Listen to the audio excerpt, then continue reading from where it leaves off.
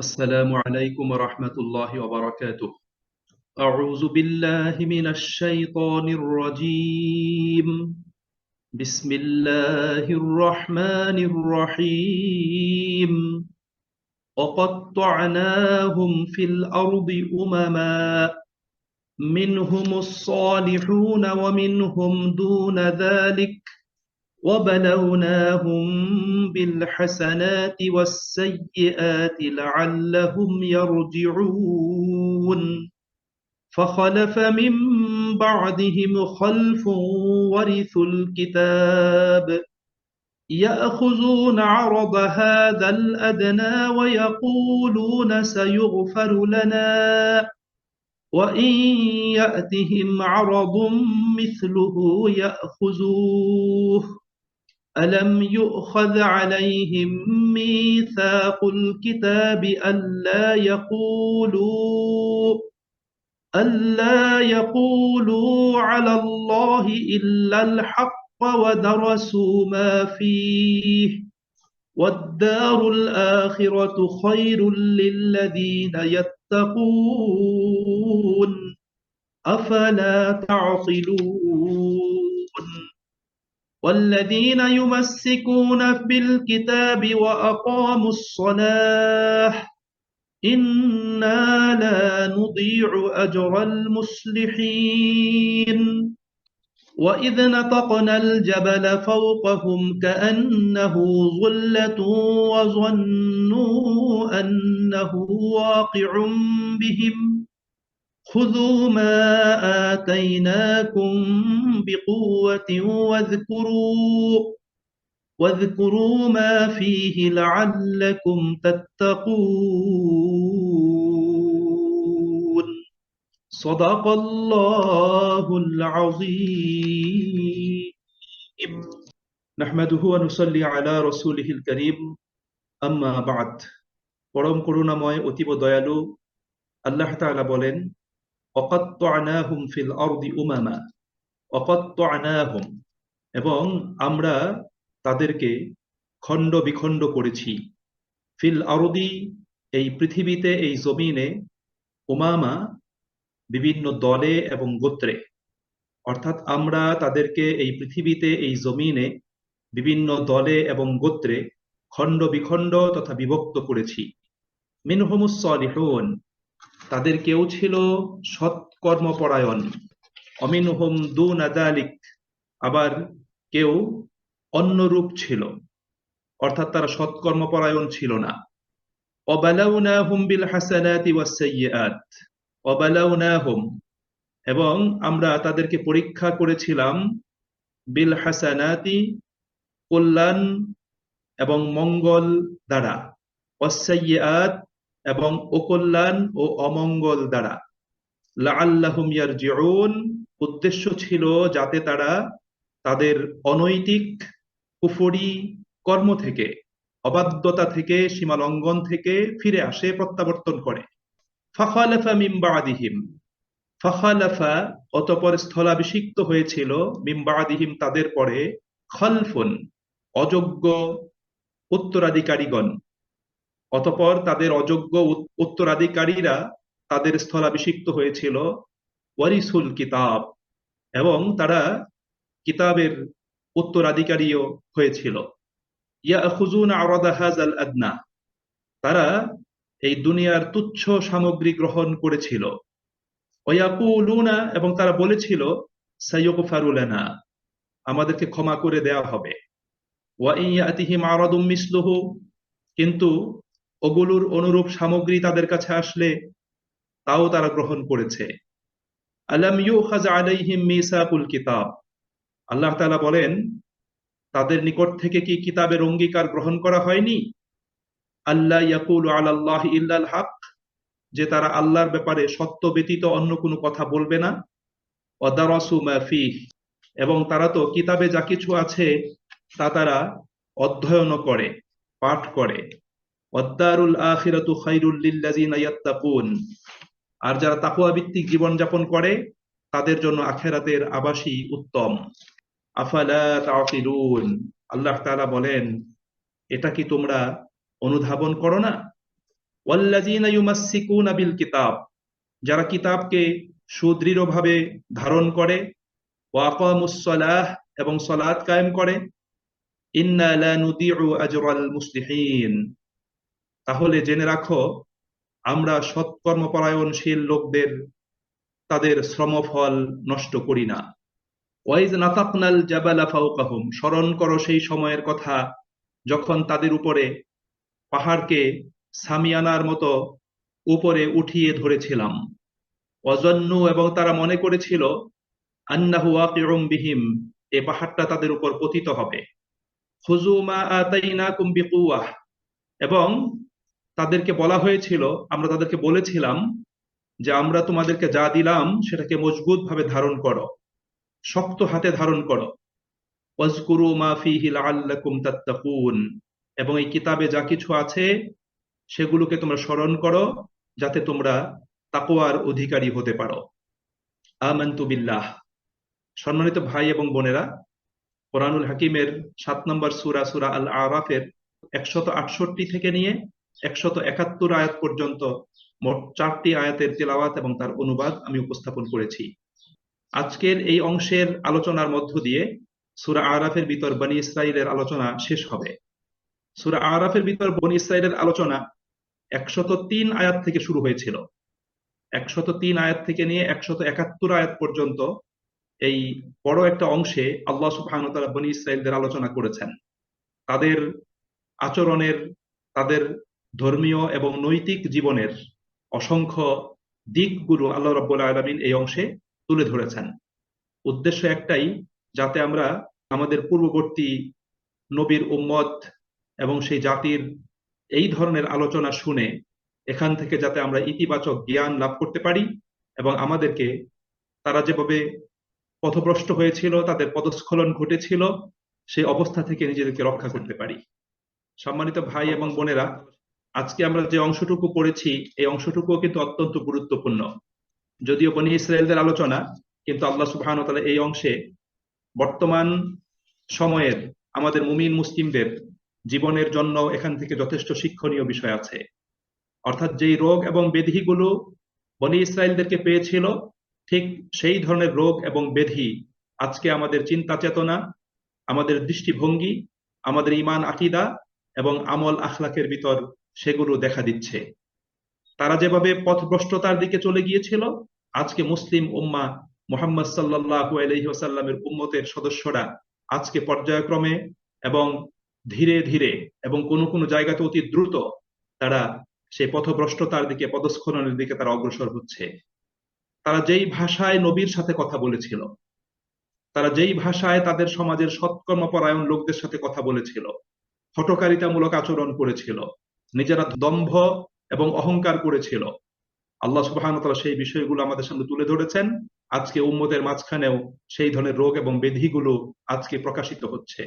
এই জন্য এই অংশ থেকে আমাদেরকে সঠিক শিক্ষাটা গ্রহণ করতে হবে, আমাদেরকে সতর্ক হতে হবে এবং উম্মার ব্যাপারে আমাদেরকে সঠিক দায়িত্বটা পালন করতে হবে।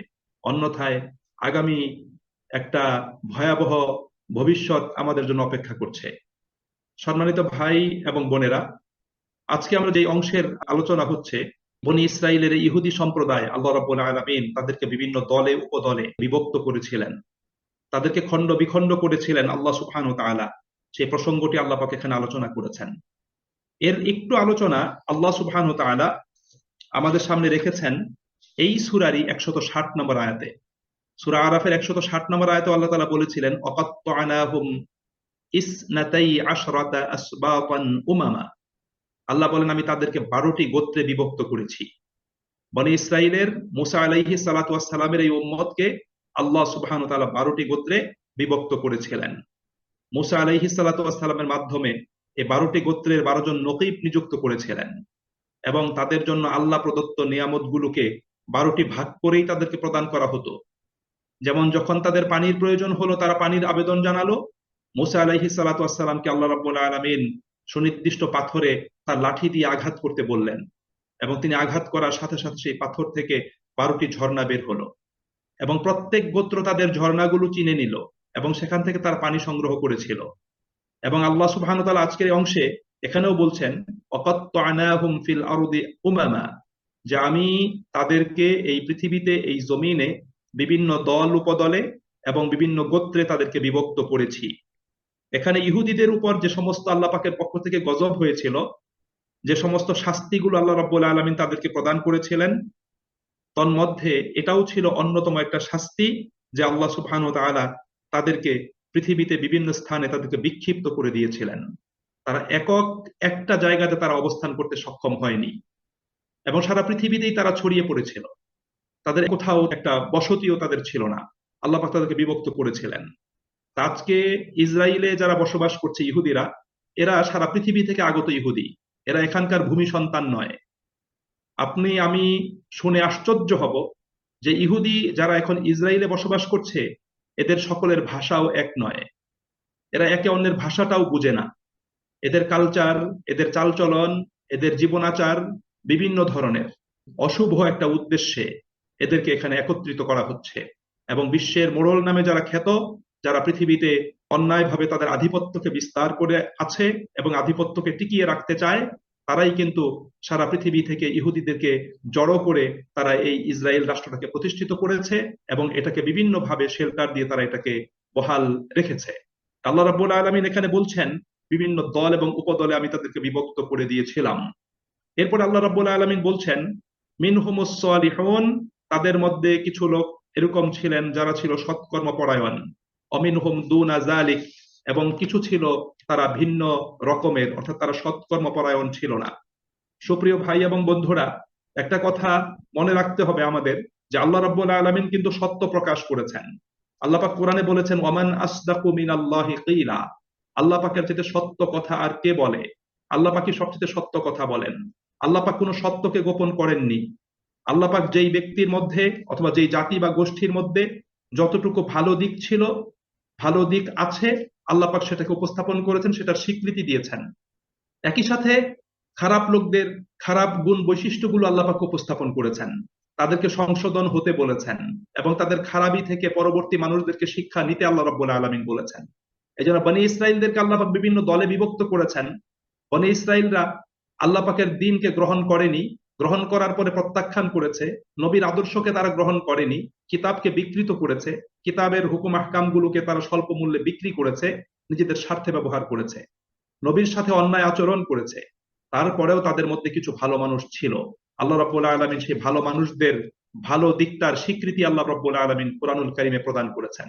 এই জন্য এখানে আল্লাহ তাআলা বলছেন যে মিনহুমুস সালিহুন, এই বনী ইসরাইলদের মধ্যে কিছু লোক ছিল তারা খুবই ভালো, তারা সৎকর্ম পরায়ণ। আল্লাহ সুবহানাহু ওয়া তাআলা এই প্রসঙ্গে কুরআনুল কারীমের আরো অন্যান্য আয়াতেও আল্লাহ পাক আলোকপাত করেছেন। যেমন সূরা আলে ইমরানের 113 নম্বর আয়াতে বলেছেন, বনী ইসরাইলদের আলোচনা করার পরে, ইহুদিদের আলোচনা করার পরে আল্লাহ বলছেন লাইসু সাওয়া মিন আহলিল কিতাব, যে আহলে কিতাবদের সকলেই একরকম নয়। আহলে কিতাবদের সকলেই একরকম নয়, আল্লাহ তাআলা বলছেন। আল্লাহ বলছেন যে উম্মাতুন কাইমাতুন, তাদের মধ্যে একটা দল হকের উপর অবিচল অবস্থাতে আছে।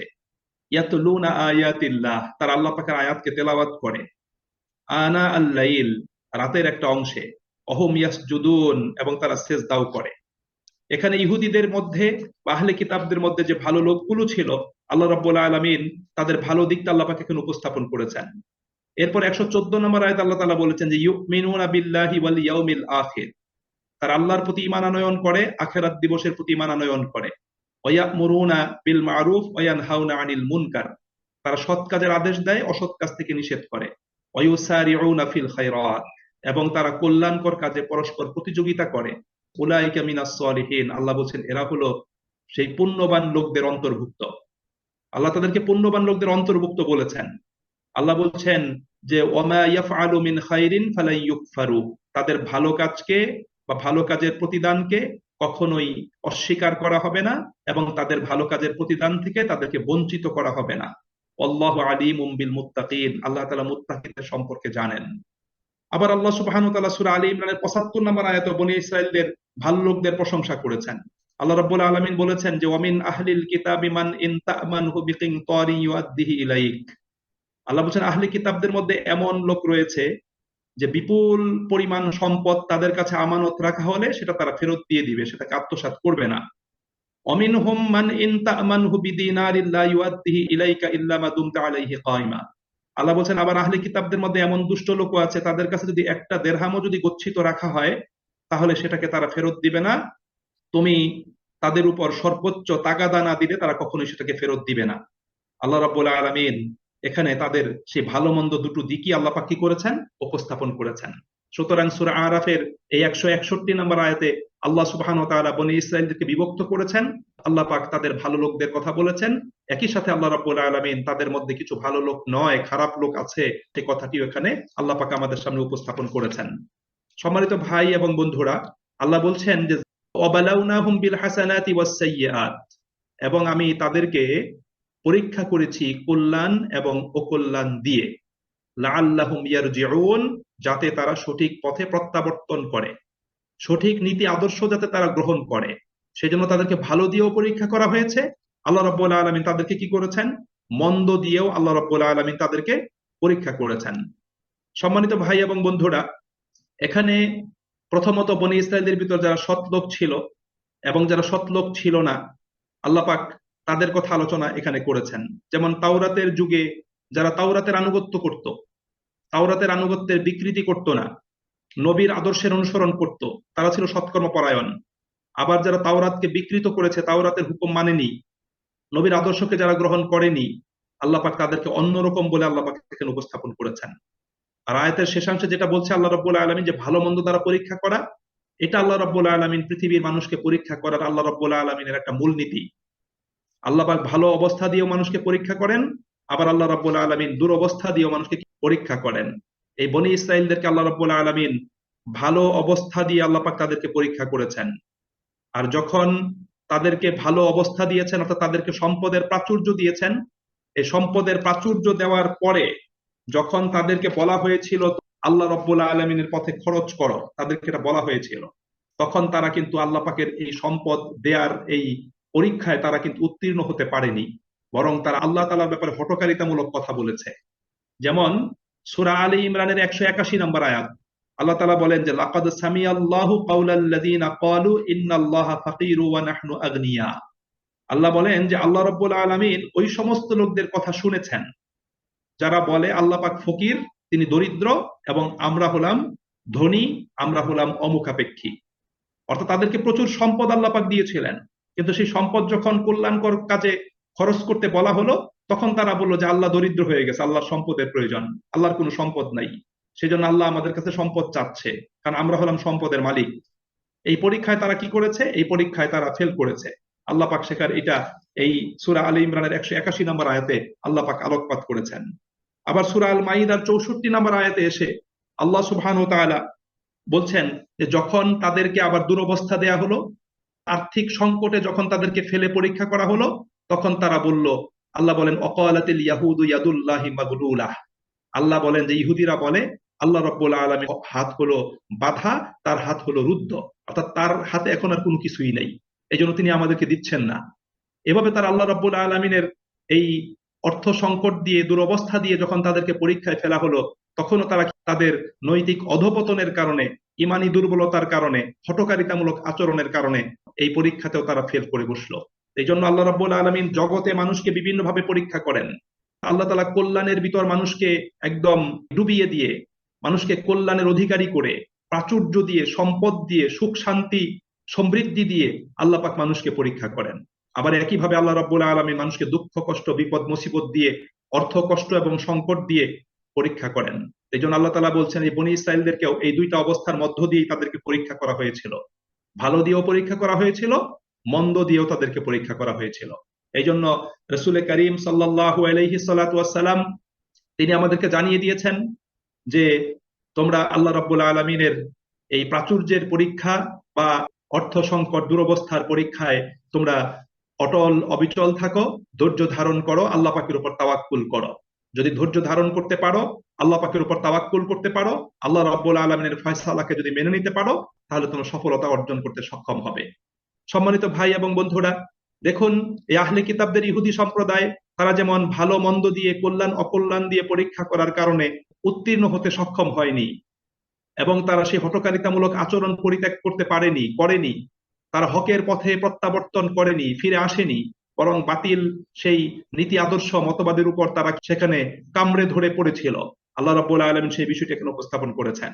আজকে আমরা বর্তমান সময়ের মানুষের দিকে যদি লক্ষ্য করি, অতি প্রাচুর্যের মাঝে অবস্থানকারী মানুষগুলো আল্লাহ পাকের হুকুম হাকাম থেকে, আল্লাহ পাকের আনুগত্য থেকে তারা কিন্তু দূরে অবস্থান করছে।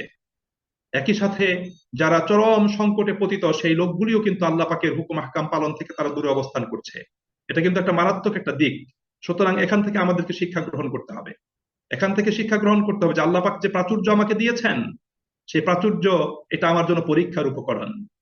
সূরা তাগাবুন, আল্লাহ বলছেন ইন্নামা আমওয়ালুকুম ওয়া আওলাদুকুম ফিতনাহ, নিশ্চয়ই তোমাদের ধন সম্পদ, তোমাদের সন্তান সন্ততি তোমাদের জন্য পরীক্ষার উপকরণ। সুতরাং ধন সম্পদ, সন্তান সন্ততির প্রাচুর্য যখন থাকবে, মনে করতে হবে এটা আমার জন্য পরীক্ষা।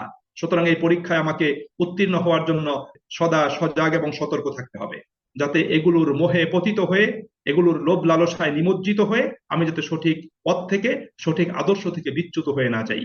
আবার আল্লাহ রাব্বুল আলামিন সূরা বাকারাতে আমাদেরকে বলেছেন, ওয়ালা নাবলুওয়ান্নাকুম বিশাইইম মিনাল খাউফি ওয়াল জু'i ওয়া নাকসিম মিনাল আমওয়ালি ওয়াল আনফুসি ওয়াস সামারাত ওয়াবাশশিরিস সাবিরিন। এই আয়াতে আল্লাহ রাব্বুল আলামিন বিভিন্ন ধরনের ক্ষুধা, ভয়, দারিদ্রতা, অর্থ সম্পদ বিনষ্ট করে দিয়ে জীবন হানি করে আল্লাহ পাক পরীক্ষা করবেন, সেই প্রসঙ্গটি আল্লাহ পাক উপস্থাপন করেছেন। এই কথাটা আলোচনা করার পরে আল্লাহ রাব্বুল আলামিন বলছেন অত্যন্ত গুরুত্বপূর্ণ কথা। আল্লাহ বলছেন যে ফাখালাফা মিন বাদিহিম খালফুন, অতঃপর অযোগ্য উত্তর পুরুষরা এদের পর তাদের স্থলাভিষিক্ত হয়েছিল। ওয়ারিসুল কিতাব, এবং স্থলাভিষিক্ত রূপে তারা কিতাবের উত্তরাধিকারী হয়েছিল। অর্থাৎ যেই লোকদেরকে নবী মুসা আলাইহিস সালাতু ওয়াস সালামের মাধ্যমে এবং তার পরবর্তী নবীদের মাধ্যমে কিতাব এবং আল্লাহ পাকের পক্ষ থেকে বিধান প্রদান করা হয়েছিল, নবীরা দুনিয়া থেকে চলে যাওয়ার পরে তাদের উত্তরসূরি যারা আসলো তারা ছিল অযোগ্য এবং অথর্ব। অযোগ্য এবং অথর্ব উত্তরসূরিরা পৃথিবীতে আসলো এবং তারা এই অযোগ্য লোকগুলো কিতাবের উত্তরাধিকার হলো।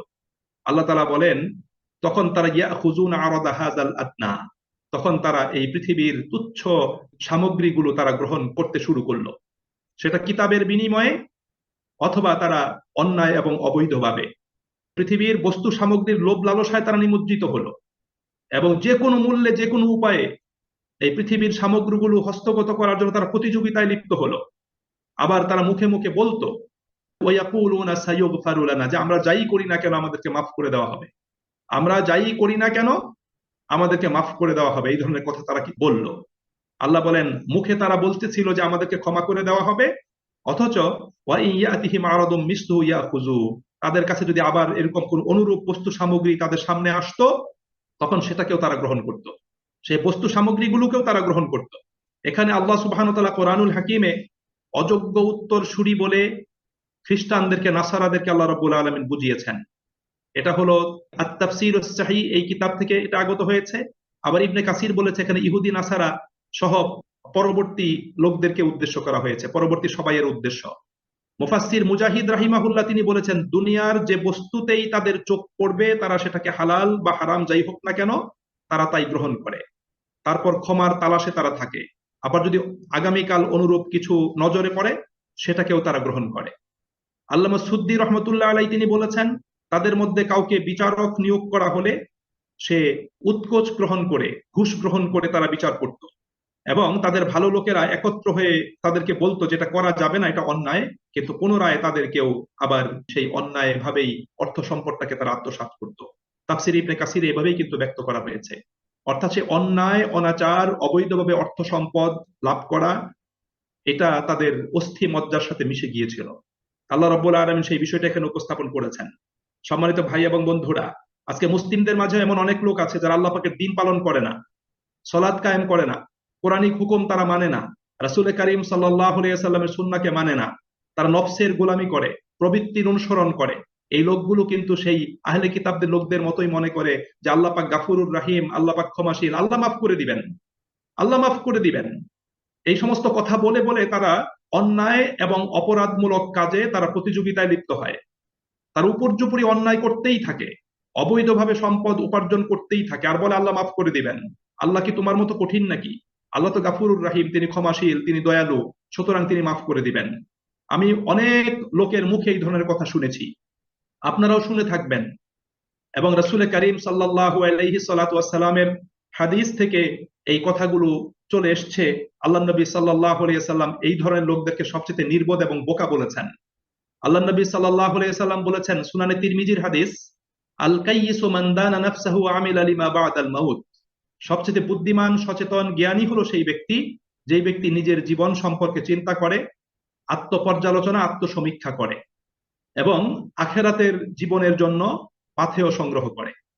ওয়াল আজিজু মান আতবা'a নাফসুহু হাওয়াহা ওয়া তামান্না আলাল্লাহ। আর সবচেয়ে অক্ষম, দুর্বল, নির্বোধ হলো সেই ব্যক্তি যে ব্যক্তি নিজের নফসের গোলামি করে আবার আল্লাহ পাকের কাছে কামনা করে। সুতরাং ইহুদিরা তারা কি করেছে? তারা এই অযোগ্য লোকেরা, তারা কিতাবকে প্রত্যাখ্যান করেছে, কিতাবের হুকুম তারা পালন করেনি, তারা অবৈধভাবে সম্পদ গ্রহণ করেছে, আবার তারা বলেছে আল্লাহ আমাদেরকে মাফ করে দিবে। ইহুদিদের এরকম একটা দাবি ছিল যে আমরা আল্লাহ রাব্বুল আলামিনের অত্যন্ত প্রিয় পাত্র। কোরআনের ভাষায় তারা বলেছে নাহনু আবনাউল্লাহ, আমরা আল্লাহ পাকের সন্তান, ওয়া আহিব্বাউ, এবং আমরা তার প্রিয় পাত্র, সুতরাং আল্লাহ আমাদেরকে কখনোই শাস্তি দিবে না। এটা ছিল তাদের দাবি। বর্তমানেও পৃথিবীতে ইহুদিরা কিন্তু এই দাবিটা তারা করে থাকে। তারা বলে we are son of god, আমরা ঈশ্বরের সন্তান, সুতরাং ঈশ্বর আমাদেরকে কখনোই জাহান্নামে নিক্ষেপ করবে না। আল্লাহ রাব্বুল আলামিন তাদের এই ধরনের কথাকে কোরআনুল কারীমের সূরা বাকারার ৮০ নম্বর আয়াতে আল্লাহ পাক উল্লেখ করেছেন। ওয়াকালু লান তামাসসানান নারু ইল্লা আইয়ামাম মা'দুদাহ। ইহুদিরা বলে যে জাহান্নামের আগুন আমাদেরকে স্পর্শ করবে না, স্পর্শ করলেও আইয়ামাম মা'দুদাহ, হাতে গোনা কয়েকটা দিনের জন্য। আল্লাহ তাআলা বলেন, কুল, হে নবী তুমি জিজ্ঞাসা করো, আত্তাখাযতুম ইনদাল্লাহি আহদান, তোমরা কি এই মর্মে আল্লাহ পাকের নিকট থেকে কোনো প্রতিশ্রুতি পেয়েছো? ফালাই ইউখলিফাল্লাহু আহদাহু, যেই প্রতিশ্রুতি আল্লাহ পাক ভঙ্গ করবেন না। আম তাকুলুনা আলাল্লাহি মা লা তা'লামুন, নাকি তোমরা আল্লাহ রাব্বুল আলামিন সম্পর্কে এমন কথা বলতেছো যে সম্পর্কে তোমরা কোনো কিছুই জানো না। সুতরাং আল্লাহ রাব্বুল আলামিন বলেছেন যে আখিরাতের সুযোগ সুবিধা লাভ করা, আখিরাতে ক্ষমা প্রাপ্ত হওয়া, এটা কারো একচেটিয়া কোনো অধিকার নয়। এটা কারো একচেটিয়া অধিকার নয় যে আমি আখিরাতে আমরা নাজাত পেয়ে যাব। কোন গোত্রের একচেটিয়া এটা কোনো মর্যাদা নয়, একচেটিয়া কোনো দাবি নয়, কোনো অধিকার নয়। বরং আল্লাহ রাব্বুল আলামিন আখিরাতের বিষয়টাকে আল্লাহ পাক এভাবে রেখেছেন যে সেখানে প্রত্যেক মানুষ তার ব্যক্তিগত বংশীয় পরিচয়ে নয়, তার গোত্রগত পরিচয়ে নয়, বরং প্রত্যেক ব্যক্তি তার ঈমান, আমল, আখলাকের মধ্য দিয়ে সে যদি শ্রেষ্ঠ বিবেচিত হয়, তাহলে সে আল্লাহ পাকের নিকট থেকে আখিরাত দিবসে প্রতিদান এবং পুরস্কার সে ব্যক্তি লাভ করবে এবং নিজেকে জাহান্নাম থেকে রক্ষা করতে সক্ষম হবে। আল্লাহ সুবহানাহু ওয়া তাআলা বলছেন, আলাম ইউখায আলাইহিম মিসাকুল কিতাবি, যে কিতাবের অঙ্গীকার কি তাদের নিকট থেকে নেওয়া হয় নাই? তাদের নিকট থেকে কিতাবের অঙ্গীকার নেওয়া হয়েছিল। সেটা কি? আল্লা ইয়াকুলু আলাল্লাহি ইল্লাল হক, যে আল্লাহ পাকের ব্যাপারে তারা সত্য ব্যতীত অন্য কোনো কথা বলবে না। আল্লাহর ব্যাপারে তারা সত্য কথা বলবে। তারা আল্লাহর ব্যাপারে মিথ্যা কথা বলতো, সেটা কি আল্লাহ তাদেরকে ক্ষমা করে দিবে? আল্লাহ পাক তাদের প্রতি অনুগ্রহ করবে। তারা আল্লাহ পাকের প্রিয় পাত্র, আল্লাহ পাকের সন্তান, এগুলি ছিল তাদের মিথ্যা দাবি। আল্লাহ বলছেন এই সমস্ত মিথ্যা দাবি এটা কোনো কাজে আসবে না। রাসূল করিম সাল্লাল্লাহু আলাইহি সাল্লাতু ওয়াসসালামের গুরুত্বপূর্ণ হাদিস রয়েছে। আল্লাহ নবী সাল্লাল্লাহু আলাইহি সাল্লাম বলেছেন, কারো আমল যদি কাউকে পিছনে ঠেলে দেয়, তার বংশ পরিচয় তাকে কখনোই সামনে নিতে পারবে না। আল্লাহ নবী সাল্লাল্লাহু আলাইহি ওয়াসাল্লাম সুস্পষ্ট কথা। কারো আমল তাকে পিছনে ফেলে দিলে তার বংশ পরিচয় তাকে সামনে নিতে পারবে না। কোরআনুল কারীমে আল্লাহ রাব্বুল আলামিন এই ধরনের অসংখ্য উদাহরণ আমাদের সামনে উপস্থাপন করেছেন। যেমন সূরা হুদের ভিতর নূহ আলাইহিস সালাতু ওয়াস সালামের বিস্তারিত আলোচনার অংশে রয়েছে যে নূহ আলাইহিস সালাতু ওয়াস সালামের সময় যখন মহাপ্লাবন শুরু হলো, নূহ আলাইহিস সালাতু ওয়াস সালাম মুমিনদেরকে নিয়ে তার তৈরি জাহাজে আরোহণ করলেন, কিন্তু তার সামনে, সে জাহাজের সামনে তার ছেলে কেনান যখন পানিতে হাবুডুবু খাচ্ছিল, ডুবে যাচ্ছিল, তখন পিতৃসুলভ স্নেহ মমতার কারণে তিনি আল্লাহ পাকের কাছে আবেদন জানালেন। তিনি আল্লাহ পাকের কাছে বললেন, রব্বি ইন্নাবনি মিন আহলি, যে হে আল্লাহ আমার সন্তান তো আমার পরিবারের একজন, ওয়া ইন্না ওয়াদাকাল হক, এবং তোমার প্রতিশ্রুতি সত্য, তুমি তো বলেছিলে আমার পরিবারের লোকদেরকে তুমি রক্ষা করবে। আল্লাহ রাব্বুল আলামিন তাৎক্ষণিকভাবে নূহ আলাইহিস সালাতু ওয়াস সালামের সেই আবেদনকে তিনি প্রত্যাখ্যান করলেন।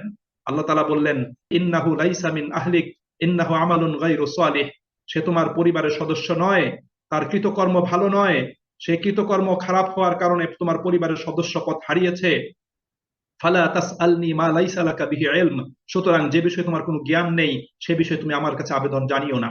সুতরাং নবীর পুত্র হওয়ার পরেও তার কর্ম খারাপ হওয়ার কারণে সে আল্লাহ পাকের নিকট থেকে কোনো ধরনের ছাড় সে পায়নি, বরং নবীর আবেদনকে আল্লাহ রাব্বুল আলামিন প্রত্যাখ্যান করেছেন, নাকচ করে দিয়েছেন। সুতরাং এই ধরনের বিষয়গুলো আমাদেরকে চিন্তা করতে হবে। যেটা ইহুদিরা করেছিল, এবং তাদের সেই বিষয়টাকে আল্লাহ পাক উপস্থাপন করে আল্লাহ পাক সেটাকে নাকচ করে দিয়েছেন।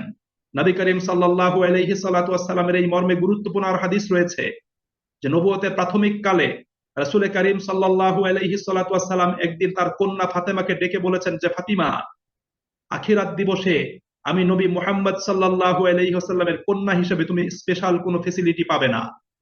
তিনি তার ফুপু সাফিয়াকে ডেকে বলেছেন যে, হে নবীর ফুপু সাফিয়া।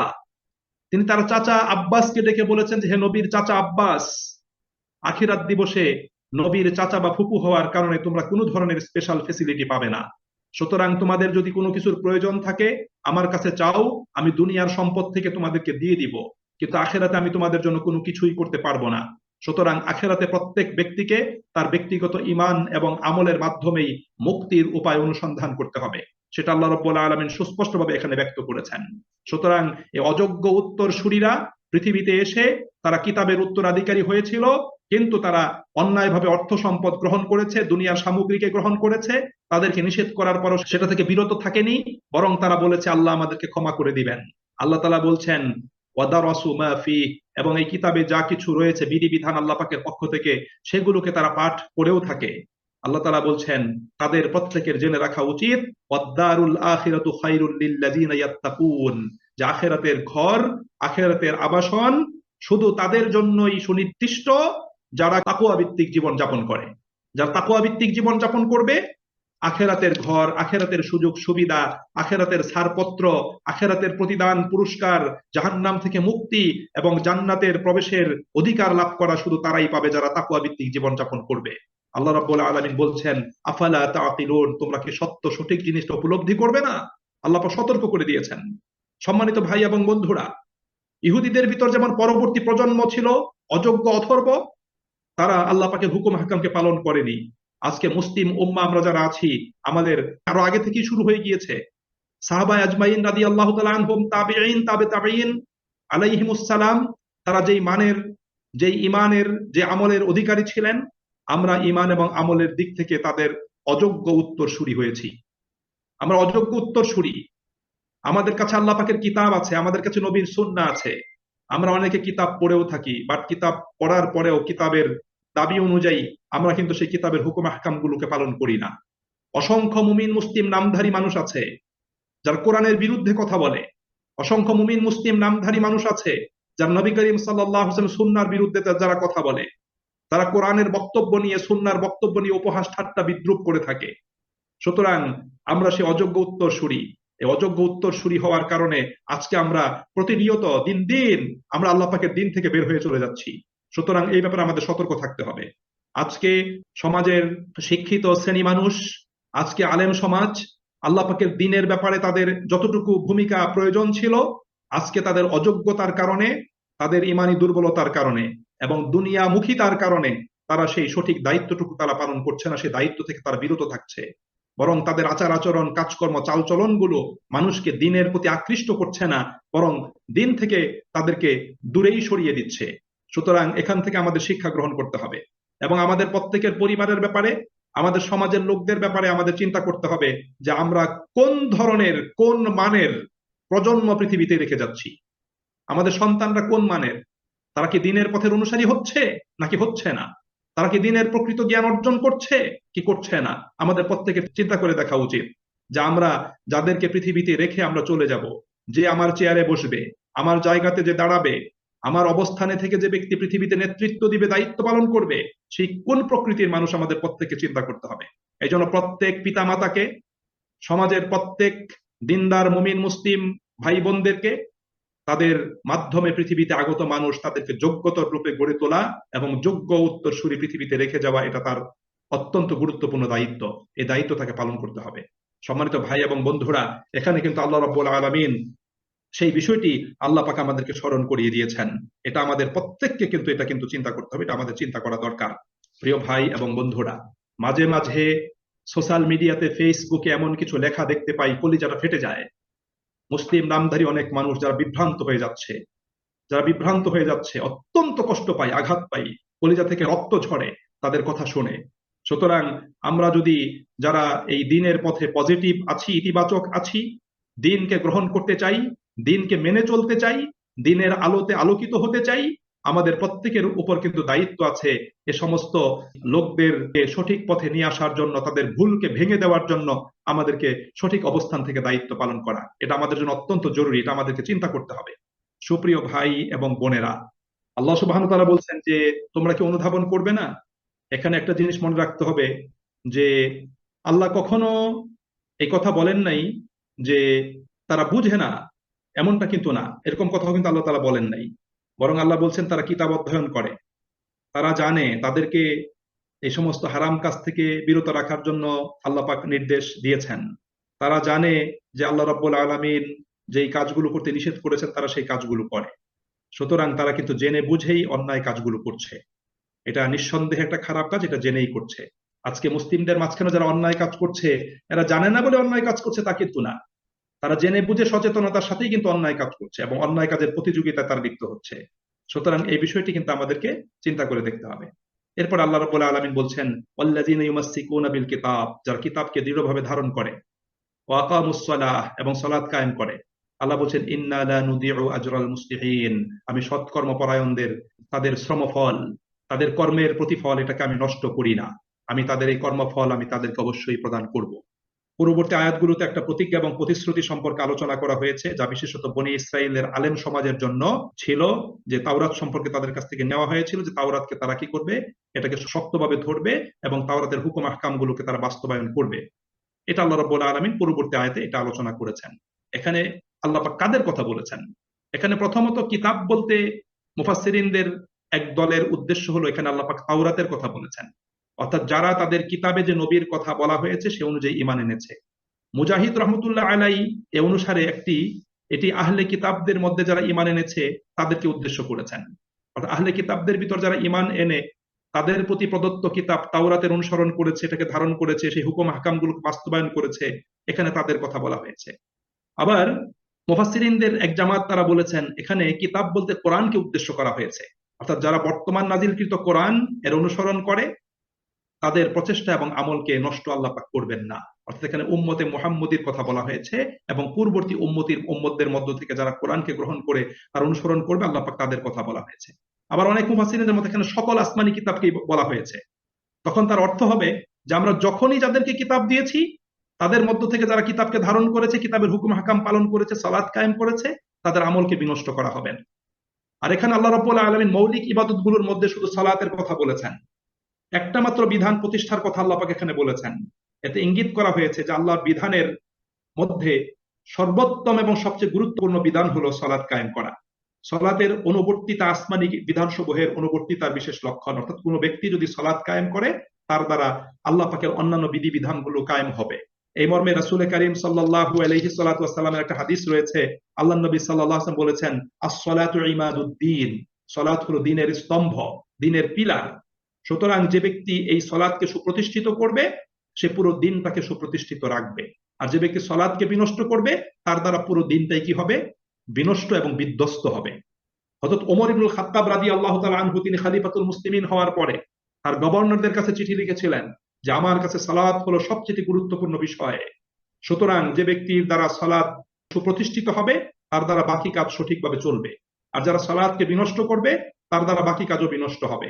সুতরাং তোমরা সালাতের ব্যাপারে যত্নবান হও, যত্নবান থেকো। এটা হযরত ওমর রাদিয়াল্লাহু তাআলা আনহু তিনি এই বিষয়টা তিনি আমাদেরকে জানিয়ে দিয়েছেন। সুতরাং সম্মানিত ভাই এবং বন্ধুরা, আমাদের মনে রাখতে হবে যে রাসূল করিম সাল্লাল্লাহু আলাইহি সাল্লাতু ওয়াস সালামও কিন্তু সালাতের ব্যাপারে গুরুত্বপূর্ণ কথাগুলো বলেছেন।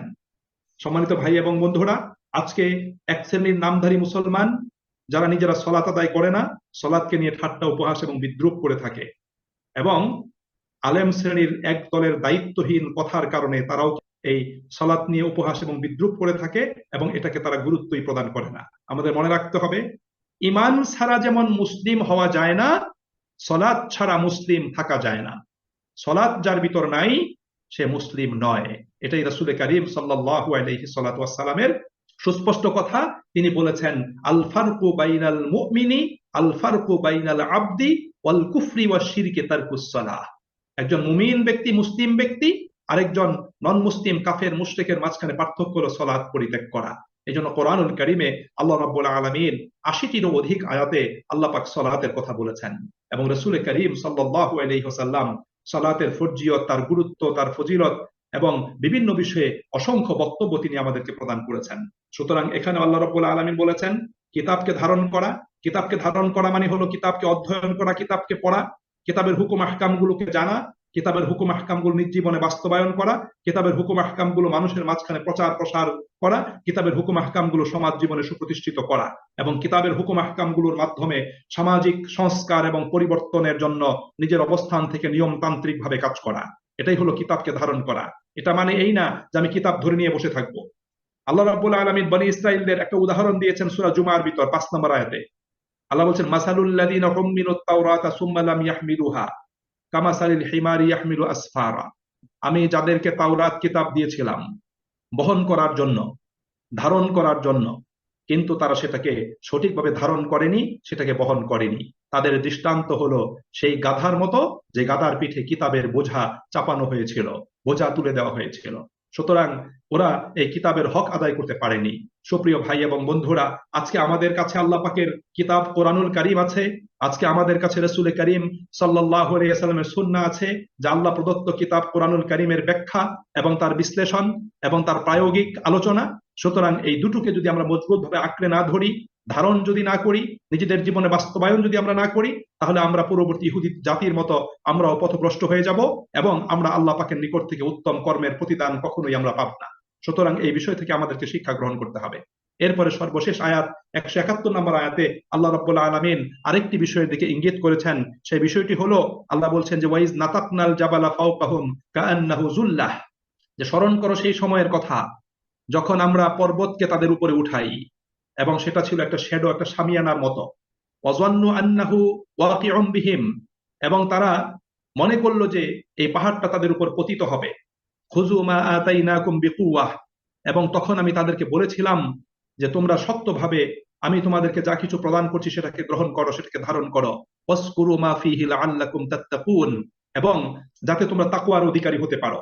আল্লাহ রাব্বুল আলামিন সেই বিষয়টি এখানে সতর্ক করেছেন, এবং এই আলোচনাটা সূরা নিসার ১৫৪ নম্বর আয়াতে আল্লাহ রাব্বুল আলামিন আলোচনা করেছেন। এবং এই ঘটনাটা বাইবেলের যাত্রা পুস্তকের ১৯ নম্বর খণ্ডে ১৭ থেকে ১৮ অনুচ্ছেদে এটা আলোচনা করা হয়েছে। এখানে মুসা আলাইহিস সালাতু ওয়াস সালামকে যখন তাওরাতের সেই শিলালিপি দেয়া হয়েছিল, সেই শিলালিপিগুলো দেওয়ার সময় যখন মুসা আলাইহিস সালাতু ওয়াস সালাম বনী ইসরাইলদের প্রতিনিধিদেরকে নিয়ে সেখানে গিয়েছিলেন, তখন তাদের নিকট থেকে অঙ্গীকার গ্রহণ করা হয়েছিল। আর সেই অঙ্গীকার গ্রহণ করার সময় আল্লাহ রাব্বুল আলামিন একটা পরিবেশ সেখানে তৈরি করেছিলেন। সেখানে চতুর্দিকে কুয়াশা এবং ধোঁয়ায় আচ্ছন্ন হয়ে গিয়েছিল। অবস্থাটা এমন ছিল যেন তুর পাহাড় তাদের মাথার উপর উঠিয়ে ধরা হয়েছিল। আল্লাহ রাব্বুল আলামিন সেই বিষয়টা এখানে উপস্থাপন করেছেন। সুতরাং এটা উপস্থাপন করে আল্লাহ রাব্বুল আলামিন তাদের বিষয়টা আল্লাহ পাক এখানে আমাদেরকে তুলে ধরেছেন। সুতরাং আল্লাহ পাক তাদেরকে তাওরাত কিতাব শক্তভাবে ধারণ করতে বলেছেন। আল্লাহ রাব্বুল আলামিন আমাদেরকে মহাগ্রন্থ আল কোরআন এবং নবী করিম সাল্লাল্লাহু আলাইহি ওয়াসাল্লাম সুন্নাহকেও ধারণ করতে বলেছেন। সুতরাং আমাদেরকে শক্তভাবে কোরআন এবং সুন্নাহকে ধারণ করতে হবে, এবং আল্লাহ এখানে যে বিধিবিধানগুলো দিয়েছেন সেই বিধিবিধানগুলো আমাদেরকে গ্রহণ করতে হবে। তাহলেই আমরা মুত্তাকি হতে সক্ষম হব। রাসূল করিম সাল্লাল্লাহু আলাইহি ওয়াসাল্লাম এই মর্মে তিনি আমাদেরকে বলেছেন যে আমার পরে তোমরা পৃথিবীতে অনেক দিন বেঁচে থাকবে, তখন তোমরা অনেক ধরনের মতভেদ এবং মতবৈষম্য দেখতে পাবে। তখন তোমাদের উচিত হবে আমাকে এবং আমার সুসংবাদ প্রাপ্ত খোলাফায়ে রাশিদিন তাদের আদর্শকে আঁকড়ে ধরা, এবং তখন তোমরা তোমাদের মাড়ির দাঁত দিয়ে কামড়ে তোমরা আঁকড়ে ধরবে এবং সকল প্রকার বিদআত থেকে নিজেদেরকে দূরে রাখবে। বিদায় হজের খুতবাতেও রাসূল কথা বলেছিলেন, আমি তোমাদের মাঝে দুটো জিনিস রেখে যাচ্ছি, যতদিন সেই দুটো জিনিসকে আঁকড়ে ধরে থাকবে ততক্ষণ তোমরা কখনোই পথভ্রষ্ট হবে না।